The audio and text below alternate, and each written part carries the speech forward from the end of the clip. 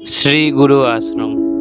আমি নাকি শুনেছি মানুষ যদি নিজের মনের ইচ্ছা নিয়ে আসে তাহলে এই মন্দিরে সেই ইচ্ছাটা পূরণ হয়। এই জন্য আমিও চলে এসেছি নিজের মনের ইচ্ছা নিয়ে। এইখানে এসে আমার আলাদাই অনুভূতি হলো, কিছু আলাদাই আনন্দ। কিছুক্ষণ পর অনুভূতি নিয়ে চলে এসেছি আমার মাম্পির বাড়ি। যারা জানে না মাম্পিটাকে, সেটা হচ্ছে আমার শালার মেয়ে। ওয়াও, কি র্যাম বললাম। তারপরে আমি আর মাম্পি মিলে এই কার্টুন শোটা এনজয় করি। প্লিজ কমেন্টে করে বলিও এই কার্টুন শোটার নাম কি, আমিও দেখি কতজন দেখে। ওয়াহ, সিনটা তো দারুণ দিচ্ছে ক্যামেরাটা। আরে ক্যামেরাটা।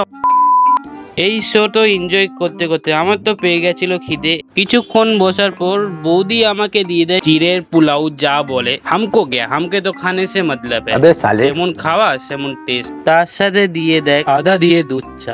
আহ, সেই সব। এবার খাবার দাবার ছেড়ে মাম্পিকে টাটা বলে চলে যায় বাড়িতে। আপনার যদি ভিডিওটা ভালো লাগলে লাইক আর সাবস্ক্রাইব করে দেবেন, এই গরিবের ভালো হবে।